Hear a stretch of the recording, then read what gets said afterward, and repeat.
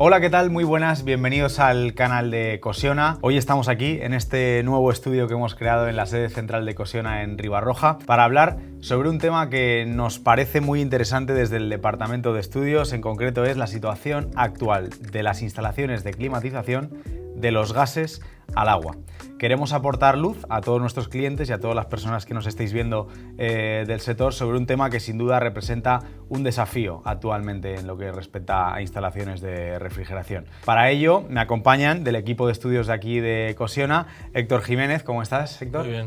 Nos acompaña también Javier Jimeno. ¿Qué tal, Javier? Bueno, muchas gracias. Bien. Y por último nos acompaña Javier Arnau.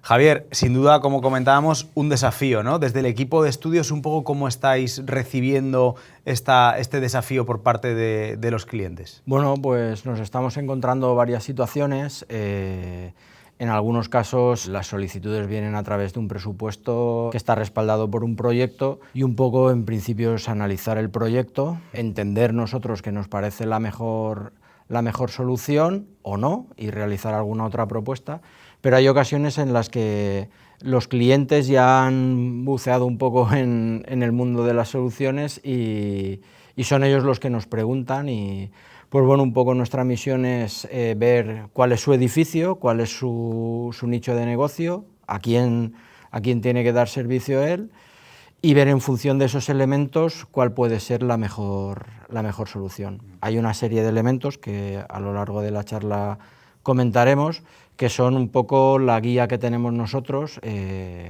para identificar un poco qué quiere el cliente y en base a eso pues tomar una u otra decisión. A mí me gustaría poner en valor que hoy estéis aquí acompañándonos y haciendo este vídeo porque la verdad en el sector industrial y en concreto en el sector de las instalaciones la verdad es que no es muy habitual que la divulgación y el conocimiento pues esté en vídeo, en redes sociales, así que muchas gracias por ello y sobre todo y haciendo honor un poco al lema de Ecosiona, ¿no? La experiencia a tu servicio. Hoy es un poco un vídeo precisamente para la experiencia del equipo de estudios, pues trasladarla hacia un tema, el tema de los gases y del agua, que como decimos en general a los clientes a día de hoy pues preocupa.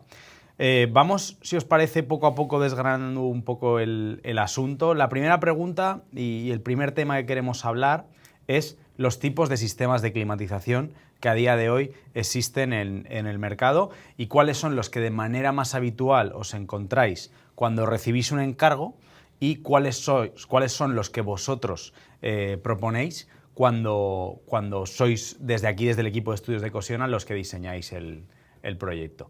Empezamos, por ejemplo, por la parte de los gases. Hay un montón de sistemas y un montón de tipologías y todas son buenas y al final todas consiguen lo mismo, que es conseguir una sensación de confort y que la gente pueda estar en donde esté, sea un hotel, sea un colegio, una oficina, que pueda estar trabajando, pueda estar descansando en condiciones. Lo más habitual y motivado en ocasiones por lo que es la inversión económica suele ser que nos lleguen muchos proyectos con sistemas de climatización con volumen de refrigerante variable y ahí básicamente tenemos dos sistemas, que son los que funcionan con gases refrigerantes del tipo R410 y los que funcionan con gases refrigerantes del tipo R32. Como punto intermedio entre estos sistemas y el sistema que nosotros denominamos 100% agua, aunque en la parte exterior de producción también hay una máquina que trabaja con gas, están los sistemas híbridos, ¿vale? Los sistemas híbridos tienen una parte que funciona con gas, pero la parte, digamos, que estaría dentro de lo que es el edificio, utiliza agua como elemento transportador de energía para climatizar. Eso es, no digo el 100%, pero el 80-90% de las situaciones. Si nos vamos a lo que es el sector terciario, por ahí van los tiros. Si nos vamos ya a la parte industrial, pues ahí el cliente tiene otras necesidades, ¿vale? La instalación también requiere de otros aspectos, en la mayoría de casos más técnicos, y en ese mundo, en el mundo más industrial, cobra mucha más importancia los sistemas que utilizan el agua. ¿Cuál diríais que es el sector que más se preocupa por estos temas? Por saber si lo que le interesa es el gas, si lo que le interesa es el híbrido, si lo que le interesa es el agua. ¿Algún sector en concreto que esto le preocupe especialmente? Hombre, el sector hotelero, por ejemplo, y sobre todo en hoteles de gran tamaño y gente de muchas cadenas, tengan muchas cadenas, sí que tienen muy claro exactamente qué tipo de instalación deben de utilizar en sus hoteles, ¿no? De hecho, lo tienen muy bien estudiado, la cuenta de explotación la tienen muy bien analizada y saben qué tipo de instalación deben de utilizar, ¿no? Estas grandes cadenas hoteleras normalmente lo que tienen también es un servicio propio de mantenimiento y por lo tanto adiestran a cada uno de sus componentes a poder saber exactamente cómo solucionar cualquier tipo de problema que les surja en la instalación. Hay muy diversas, es decir, desde los que van con el volumen de refrigerante variable a los que realmente a partir de cierto tamaño utilizan sobre todo el tema del agua, ¿vale? El tema del agua no requiere ningún tipo de seguridad en este aspecto porque existe todo lo que es un equipo exterior, totalmente en el exterior del edificio, que ya tiene su propio gas refrigerante que utiliza para refrigerar toda el agua que atraviesa por él, y hay una cadena de distribución prácticamente que es todo agua, ¿vale? Prácticamente esta situación lo que pasa es que lo utilizan a partir de cierto tamaño y sobre todo a partir de cierta potencia de frigorífica, ¿no? En cuestión de, por ejemplo, de edificios de oficinas o hoteles mucho más pequeños, pues sí que se suele utilizar sobre todo el volumen de refrigerante variable, ¿vale? Y ahí sí que tienes distintos tipos, es decir, distintos tipos de gases a utilizar. Hasta ahora ha estado utilizándose sobre todo el R410A, ¿vale? Pero dentro de breve espacio de tiempo ya no se podrá utilizar ese tipo de gas. Y muchas de los fabricantes han ido al sustituto del R32, ¿vale? El R32 también tiene su limitación, que es un refrigerante A2L, tiene un buen rendimiento y tiene un bajo nivel de GWP, ¿vale? Que luego compañeros sí, contaminación básicamente. GWP es una mezcla. Luego explicaremos mejor, ¿vale? Pero eso sobre todo hay que tener muy claro el tema de la seguridad que debería de tener por ser concretamente A2L, ¿no? Perfecto, pues hablemos un poco de cuáles son las dudas más habituales que os traen los clientes a la hora de seleccionar una u otro tipo de instalación. ¿Es temas de certificados energéticos, es temas de inversión, es temas de mantenimiento? Contadme un poco, por favor. En la mayoría de los casos es la inversión que tienen que hacer, ¿vale? Luego hay otros factores que afectan, ¿vale? Que puede ser que estén persiguiendo conseguir algún certificado energético del tipo BREEAM, LEED, Passive House, el que sea, ¿vale? Eso también ya nos lleva por un camino o por otro, pero normalmente lo que te piden es un entorno económico, ¿vale? A veces incluso lo que te piden es cuál sería mi entorno económico si voy con esta solución y cuál sería si voy con esta otra. Ahí es donde nosotros tenemos que ver si realmente, si él tiene una idea de partida o no. Si no la tiene, mediante el estudio un poco del edificio y del uso del mismo, nosotros, pues más o menos por nuestra experiencia, ya solemos decantarnos por uno u otro sistema, ¿vale? Y si la tiene, lo que hacemos es decirles cuáles son los pros y los contras. Hay clientes que, porque van a presupuesto, no tienen más remedio que buscar una solución que sea económica y no miran mucho más de eso, ¿vale? Y hay otros clientes que sí que están abiertos a escuchar qué problemas te puede generar esa solución. Y los problemas suelen ser que lo que inicialmente cuesta poco dinero, a lo largo de toda una vida de explotación de ese equipo, pues bien sea en mantenimiento, bien sea en consumo eléctrico, o pues a lo mejor en muy pocos años te has gastado el dinero que no te gastaste en lo otro. Concretamente en los sistemas de gas, además, nos encontramos la problemática de que ya tienen la vida limitada, hablaremos luego de ello, ¿vale? Y eso sí que es un factor que es un poco nuestra obligación contar, porque hay gente que viene muy cegada por el dinero y en función del edificio que tenga, que es lo más importante siempre, ver qué edificio tenemos que atender, pues pueden cometer algún error. Entonces ahí es un poco nuestra labor de asesorarle bien, de decirle desde nuestra experiencia cuál es un poco la horquilla económica en la que se va a mover en cada uno, a corto plazo, a medio y a largo plazo. Y sobre todo me imagino que igual una inversión inicial más baja luego te incrementa los costes de mantenimiento y viceversa. Si tienes una inversión inicial más elevada, igual luego el mantenimiento pues te da menos problemas, ¿no? Sí, sobre todo también aquí se nota mucho cuando el cliente persigue la obtención de un certificado energético de una marca o de un escudo. Eso ya te da un poco una pista también de que... De la calidad del edificio. De la calidad del edificio, de la calidad del servicio que quiere ofrecer y de cómo se quiere posicionar un poco en el mercado. Y esto no es solo un tema de marca, es real, es decir, si tú realmente haces una inversión inicial grande, vas a tener un nivel de confort mayor, pero además vas a tener consumos repartidos a lo largo de los años de explotación de la instalación inferiores. Cuanto más larga sea la vida, más dinero vas a ahorrar. Y probablemente también te ahorres problemas, ¿no? Porque hemos comentado que según qué instalaciones con gas van a requerir de instalación de medidas de seguridad adicionales. Sí, la normativa en ese sentido está muy viva y muy cambiante. Y es verdad que hay determinados sistemas que tienen una vida finita.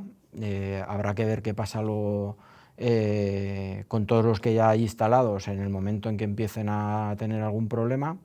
Y sí, los gases están intentando que determinados tipos de gases dejen de utilizarse. Cuéntanos un poco, Héctor, ¿cómo está la situación de los gases y de lo de su vida útil? Sí, pues si quiero puedo poner un poco el contexto. Todo esto viene al final del año 2016, con los acuerdos de París, ¿no?, de reducción de emisiones europeas y demás. Pues a partir de entonces dijeron, pues todos los gases que se usan en refrigeración, si son muy contaminantes, pues vamos a eliminarlos, porque cada vez que hay fugas o expulsiones a la atmósfera, todo eso nos encarece mucho el tema de las emisiones de CO2 equivalentes. Entonces hicieron un índice, dijeron, pues el CO2, que es directamente la producción de CO2 a la atmósfera, eso va a ser índice 1, y todos los demás gases los vamos a comparar con el CO2. Entonces, por ejemplo, el R410A, que es el que se está usando ahora mucho, tiene 2088 de poder de calentamiento atmosférico. Eso quiere decir que es 2000 veces más contaminante que el CO2 a la hora de emisiones a la atmósfera. Entonces dijeron en Europa, pues esto hay que atajarlo, y desde entonces han puesto fechas límites a ciertos gases desde el año 2016. Entonces esto se adaptó en 2019, la normativa española, y ya están claras las fechas. Entonces para gases con un poder de calentamiento global por encima de 2500, a partir de enero del 2029 ya no se van a poder comercializar equipos que tengan esos gases dentro. Y luego con se está haciendo muchas instalaciones con R32, pues a partir del 1 de enero de 2033 ya no se van a poder comercializar tampoco equipos con R32. Entonces es una problemática que está creciendo ahora mucho, de que instalo R410 o R32, pero también tiene una fecha de caducidad el R32. Y que no se puedan seguir fabricando, que no se puedan seguir comercializando, quiere decir que también les van a ir poco a poco capando la utilización de ellos. O sea, si por ejemplo ahora un propietario de un hotel o de un hospital decide ir a gas, cuando lleguen esas fechas, igual le van a ir también capando poco a poco. Claro, sobre todo el tema de mantenimiento, si tú tienes que reponer gas y demás, claro, ya dejan de fabricarse equipos con ese gas, ya se va a dejar de fabricar ese gas, claro, y te tendrás que tirar de gas que se regenere o que se recicle de otras instalaciones, y habrá el que haya y estará al precio que esté. Claro. Entonces va a ser también un gran problema. O sea, que todo conduce a poco la desaparición de las instalaciones refrigerantes. Ir a gases con naturales, gas. ir a gases naturales, eso es lo que tiende. Sí, con PCA0, gases con PCA0. Pero también entramos en la problemática de que normalmente un gas, cuanto menor poder de calentamiento global tenga, mayor problemas tiene de seguridad de cara a las personas, porque suelen ser, normalmente no son tóxicos, porque la normativa española los clasifica en toxicidad o toxicidad B. Toxicidad es baja toxicidad, entonces todos son de baja toxicidad, pero luego hay otra parte que es la inflamabilidad del gas, que en pequeñas concentraciones puede ocasionar explosiones, puede generar fuego dentro del edificio. Entonces, normalmente está correlacionado que cuanto menor poder de calentamiento global tenga ese gas, más inflamable es. Entonces, mayores necesidades de seguridad van a requerir dentro del edificio. Podemos ir poco a poco moviendo hacia el siguiente punto, que queríamos hablar de cuál es la situación actual del mercado y los sistemas que son más demandados en función del tipo de edificio y el tipo de sector de actividad. Yo, por ejemplo, ahora estaba pensando en el propietario de un hotel, ¿no? De un hotel, por ejemplo, de hasta 40 habitaciones, de un hotel medio entre 40 y 150. Eso quiere decir, según lo que estabas comentando, Héctor, que puede llevar a una problemática al propietario de un hotel si hay peligro por culpa de esos gases, a inflamabilidad, toxicidad. Es decir, a día de hoy yo creo que para un hotel, y aquí los expertos, te estás arriesgando más, ¿no? Que si vas igual por un sistema híbrido de agua. Sí, claro, cuando metes gas dentro de una habitación, si hay una fuga, entonces hay una problemática de que, claro, los gases suelen ser más pesados que el aire, entonces una vez hay una fuga se va a acumular a la altura del suelo. Si sigue habiendo fugas y tú no pones ninguna medida de seguridad, ese gas desplaza el oxígeno y cualquiera que pueda estar en una habitación puede tener problemas de pues, muertes dulces y demás. Entonces la normativa lo tiene clarísimo y te obliga a poner un cierto sistema de seguridad una vez te pasas de cierta cantidad de concentración de gas dentro de un recinto. Entonces al final el problema no viene más de qué gas utilizo, sino dónde voy a tener concentración de gas, en qué sitio. Entonces, claro, en hoteles pequeñitos o en residencias de estudiantes que se busca maximizar hacer el mayor número de habitaciones para poder maximizar la explotación, entonces son habitaciones muy pequeñitas donde a la mínima concentración de gas que tengas ya te vas a pasar. Entonces ahí la normativa está clara y según los niveles de concentración te obligan a meter pues, detectores, te obligan a meter alarmas, te obligan a meter válvulas que corten cuando detecten una fuga. Entonces esos son sistemas que antes con el 410 no había que implementar y ahora sí que implementar. Entonces hay un encarecimiento de las instalaciones. Desde aquí, desde Cosiona, incluso a nosotros tenemos ciertas limitaciones a la hora de instalar ese tipo de sistemas, ¿no? Sí, bueno, a ver, por un lado tenemos cómo afecta el reglamento de gases a lo que son los fabricantes. Cada fabricante lo ha resuelto de alguna manera. Pero por otro lado, nosotros como instaladores lo que tenemos que certificar es que el conjunto de la instalación, no solo las máquinas, cumplen con eso. Entonces, pues bueno, el gas R32, por las características del propio gas, y siempre en establecimientos donde los volúmenes a climatizar sean relativamente pequeños, ¿vale? No es lo mismo una máquina que tiene una concentración de gas X y que va a atender a una sala de una oficina muy grande, un coworking o algo así, donde el volumen es muy grande y tal, que una máquina que va a atender a una habitación, una residencia, un hotel, un colegio, de lo que sea. Lo que estamos comparando siempre es la concentración de gas total del sistema con el volumen en el que podría producirse una fuga de ese elemento. Entonces, nosotros como instaladores tenemos que certificar que el sistema completo, todo lo que aporta el fabricante más todo lo que aportamos nosotros, ¿vale?, cumple con el reglamento. En ocasiones es sencillo y en otras ocasiones pues requiere de un estudio adicional. Se hace siempre igual, pero como cada fabricante tiene su método para tener controlada su instalación, pues hay que adecuarla un poco al edificio. Claro. ¿Os parece si vamos viendo un poco la lista desde una oficina hasta un hospital? ¿Qué tipo de instalación, ya sea con gas, refrigerante, híbrido o agua? Empecemos, por ejemplo, con las oficinas.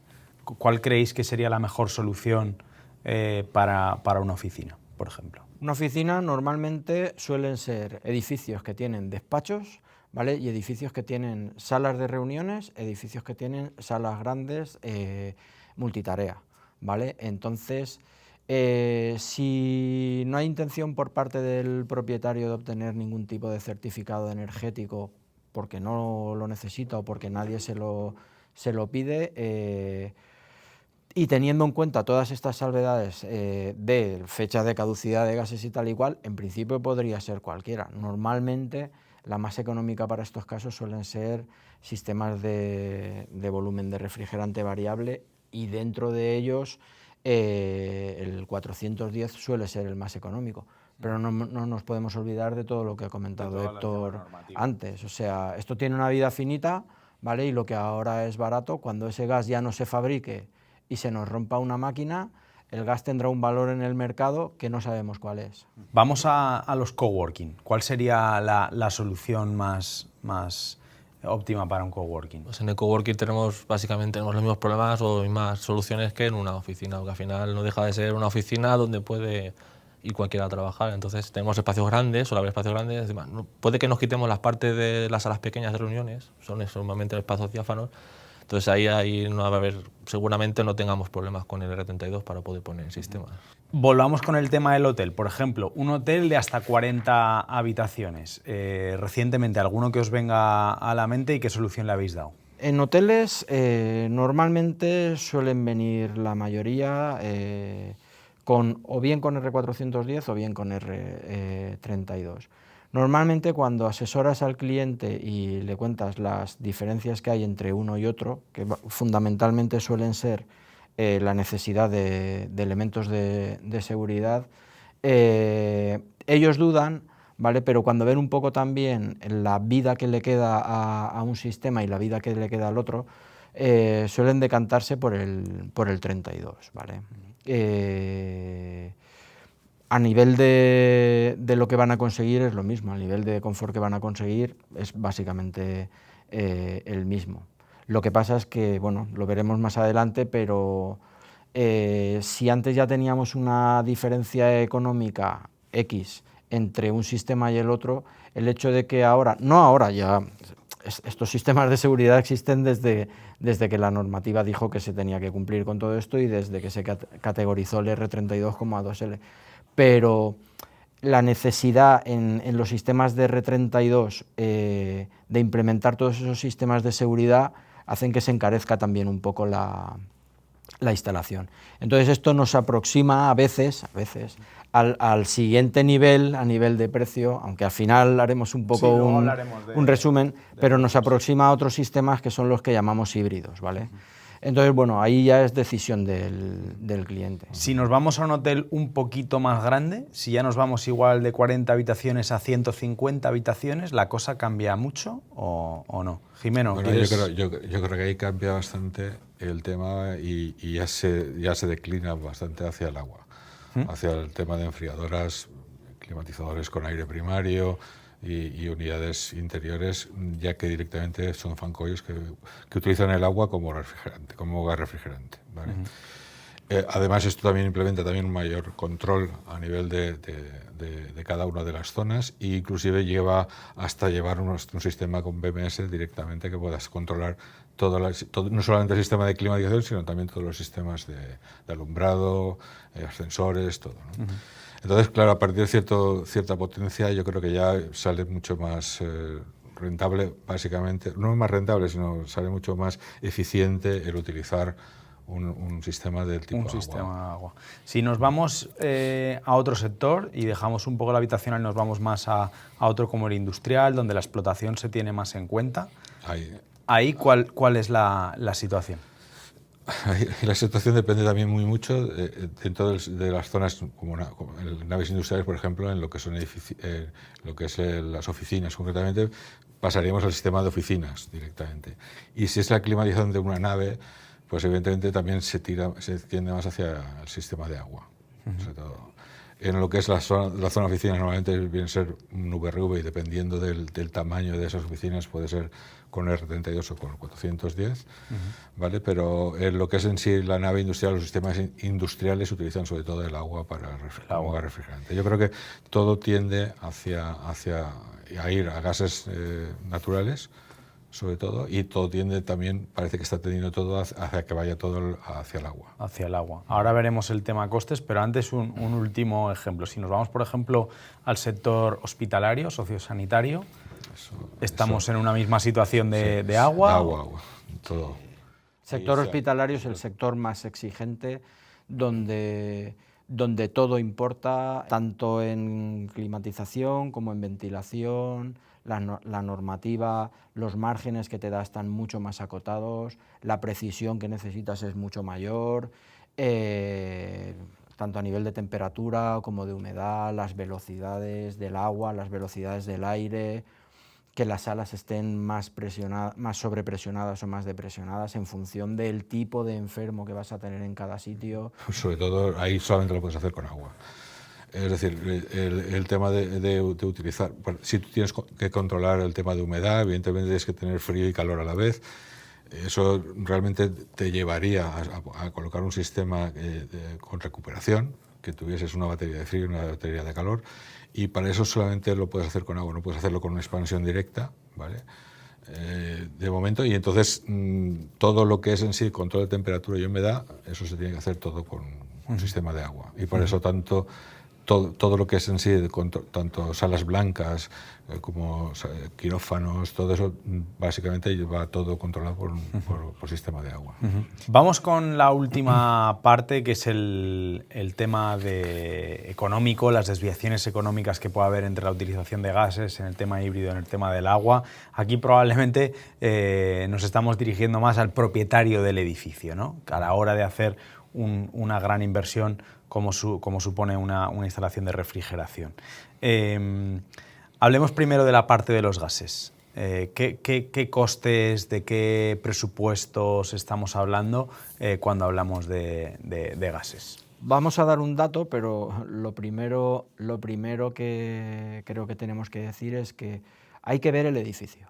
O sea, que sea oficinas ya nos da una serie de pistas, pero hay que ver las oficinas, ¿vale? Pensemos en que siempre, cuando hablamos de gas, siempre tenemos que tener en cuenta la relación en qué cantidad total de gas tiene mi sistema y qué volumen van a tener los espacios que quiero climatizar, ¿vale? Eso es un dato que a nosotros ya nos lleva por un camino o por otro. Como media de las instalaciones que estamos realizando, ¿vale?, encontramos que cuando vamos con un sistema de volumen de refrigerante variable en 410, pues podemos estar en torno a un 10% por debajo de cuando vamos con el mismo sistema, pero con R32. Pero este 10% no es fijo. ¿Por qué? Porque en función de cómo sean esos espacios y en función de las cargas que vaya a tener, voy a tener más o menos necesidad de instalar elementos de seguridad, que son a añadir a ese 10%, ¿vale? Entonces, la horquilla puede estar ahí, en torno a un 10%, pero bueno, hay una serie de elementos que pueden hacer que se mueva, puede que un poco hacia abajo, ¿vale?, pero también hay que tener en cuenta que esto nos lo puede llevar a un 12, un 13%. Por ahí estaría más o menos la... Esto entre el 410 y el 32. Si nos vamos ya al híbrido, ¿el híbrido ya estamos hablando de un mayor costo? Aquí vuelve a pasar lo mismo.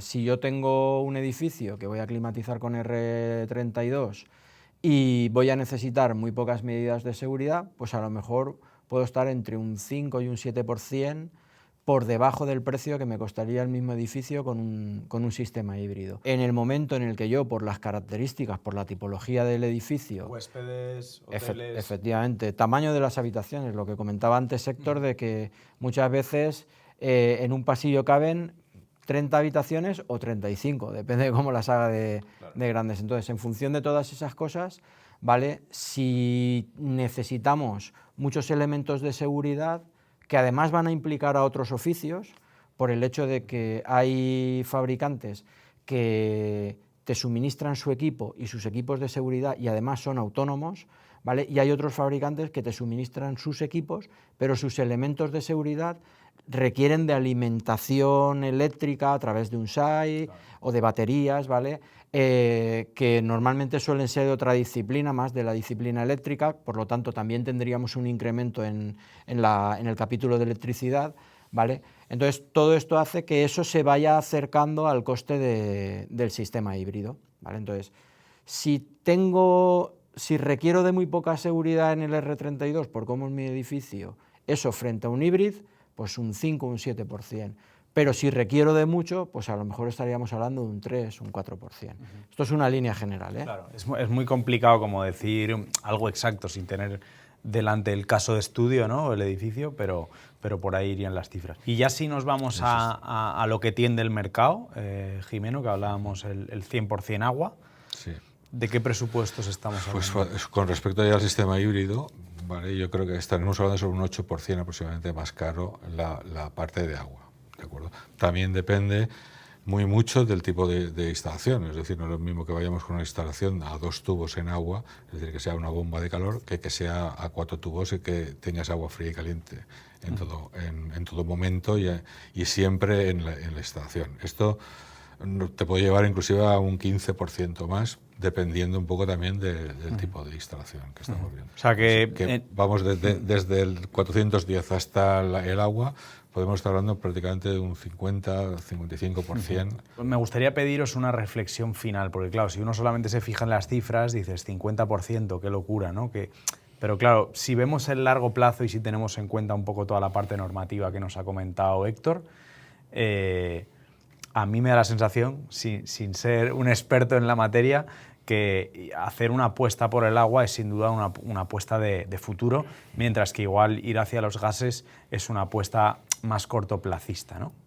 Te da la sensación a ti, yo creo que a todo el mundo que vea un poco cómo va la cosa, porque claro, al final los gases, antes o después, todos tienen fecha de caducidad.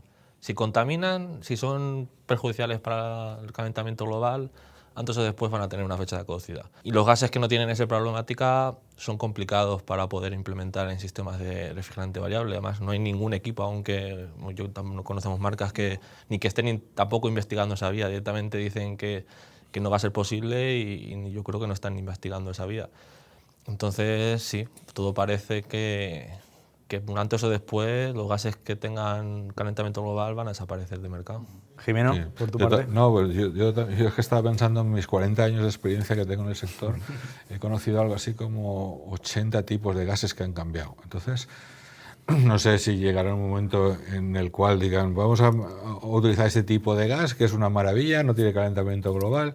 No lo sé, el futuro nadie lo sabe, pero lo que sí que es algo seguro es que el agua va a estar ahí siempre, ¿de acuerdo? Entonces, bajo mi punto de vista, creo que va a tender siempre hacia el agua, porque yo creo que ya hemos conocido muchísimos gases y hemos tenido que estudiar muchísimos tipos de gases, ¿vale? Para que al final estemos ya yendo a un punto en el cual parece que un punto de no retorno, parece. Pero vamos, para mí yo creo que el agua es yo creo que es apuesta segura. Y Arnau, en tu criterio. A ver, yo estoy totalmente de acuerdo con ellos, sí, pero sí que me gustaría comentar también, ¿vale? Que es verdad que los sistemas que como elemento refrigerante utilizan el agua son más caros, ¿vale? Pero son sistemas que son totalmente un mecano. Quiero decir, a ti de aquí 15 años se te rompe una unidad de interior, ¿vale? Y tú acudes al mercado a lo que haya en ese momento, porque lo que realmente tiene valor en ese tipo de instalaciones la instalación hidráulica que tú tengas en el hotel, ¿vale? En el hotel o en la industria o lo que sea. Si eso está bien hecho y está bien instalado y está bien probado, tú luego podrás cambiar la parte que quieras. En cualquiera de los otros sistemas, sea mejor o peor, todos van a conseguir lo mismo, tú te casas de por vida con una marca, porque cuando algo se rompa, tú vas a tener que acudir a esa marca. Da igual ahora que de aquí 15 años. Da igual que sea R410, que R32, que un sistema híbrido, ¿vale? El otro te da un poco más de libertad. Cualquier válvula solo vas a controlar que tenga ese caudal, que sea de 2, 3 velocidades y la que haya en ese momento en el mercado. Porque lo que realmente tiene valor ahí es tu instalación hidráulica, ¿vale? Y luego, por otro lado, si en algún momento necesitas cambiar alguna unidad exterior, ¿vale? La tienes normalmente en el exterior, entonces resulta mucho más sencillo, son zonas que, a pesar de que también tienen que tener elementos de seguridad y tal, pero están en el exterior, es muy difícil que tengan una afección sobre las zonas ocupadas y yo creo que va a ir todo hacia ahí. Muy bien, pues oye, muchísimas gracias a los tres por participar. Yo espero que hayamos podido aportar luz a todos los propietarios de los diferentes edificios que hemos comentado y bueno, que ese es un poco el objetivo de este contenido y que desde luego quien pueda tener alguna duda en concreto de su tipo de instalación, de su edificio, de sus usos, de su explotación, que bueno, aquí está el Departamento de Estudios de Cosiona para poder analizarlo en detalle, ¿no? Sí, porque todo esto está en constante cambio y ahora mismo está así y a lo mejor dentro de 5 años, como ven que no llegan, lo retrasan. Todo esto va a estar cambiando y seguirá cambiando. Totalmente. Pues nada, la experiencia a vuestro servicio, como decimos en nuestro eslogan, y muchas gracias por participar y muchas gracias a todo el mundo por estar ahí. Hasta la próxima.